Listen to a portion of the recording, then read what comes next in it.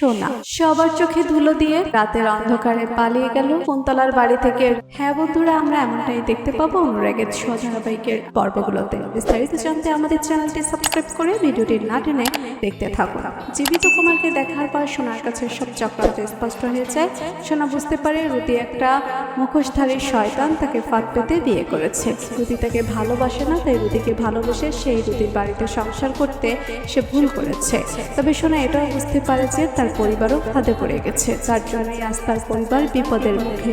তাকে যে করেই হোক নিজেকে এবং পরিবারকে রক্ষা করতে হবে। রুদি তাকে নয়তো শেষ করে ফেলবে। এরপরে দেখা যায় যে সবাই যখন ঘুমিয়ে পড়ে, এরপর সোনা সেনগুপ্ত বাড়িতে ফোন করে, কিন্তু ল্যান্ডলাইনের ফোনটা বেঁচেই যায়, কেউ ফোনটা রিসিভ করে না। একটা সময় ফোনটা যখন দীপা রিসিভ করে, তখন সোনা বুঝতে পারে যে কেউ একজন ঘরের দিকে আসছে। তাই সোনা তাড়াহুড়ো করে ফোনটা রেখে দেয় এবং সোনা ঘুমিয়ে পড়ার নাটক করে। দীপা বুঝতে পারে যে কেউ তাকে ফোন করেছিল, কিন্তু কে ফোন করেছিল দীপা ভাবতে থাকে। সোনা ফোন করেনি তো, সোনা কোনো বিপদে পড়েনি তো, ও বাড়িতে ভয়ঙ্কর কিছু সে দেখেছিল। তাই যে করেই হোক তাকে সোনার কাছে যেতে হবে, সোনাকে রক্ষা করতে হবে। দীপাও রাতের অন্ধকারে বেরিয়ে পড়ে ওই রুদিদের বাড়িতে যাওয়ার জন্য।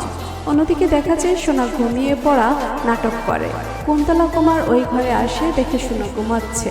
কুন্তলা কুমার ওখান থেকে চলে যায়। সোনা সবার চোখে ধুলো দিয়ে চুপি চুপি ঘর থেকে বের হয়, কেউ বুঝতে পারে না। কিন্তু সোনা যখন মেইন দরজা দিয়ে বের হতে চায়, তখন একটা ফুলদানি পড়ে যায়, যেটা শুনে রুদি কুমার সবাই জেগে পড়ে এবং সবাই বুঝতে পারে সোনা পালিয়ে যাচ্ছে। তাই সবাই মিলে সোনাকে তাড়া করতে থাকে। সোনাও রাস্তা ধরে ছুটতে থাকে। একসময় ছুটতে ছুটতে সোনা দীপার কাছে গিয়ে পড়ে। দীপা সোনাকে দেখে চমকে যায়।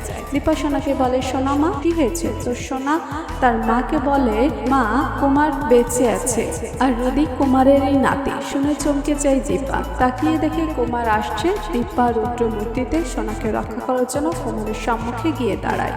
তো বন্ধুরা, তোমরা এটাই চাও তো যে সবার চোখে ধুলো দিয়ে সোনা পালিয়ে যায়? কমেন্ট করে জানিয়ে দাও তোমাদের মতামত। চ্যানেলে নতুন হয়ে থাকলে চ্যানেলটি সাবস্ক্রাইব করে রাখুন।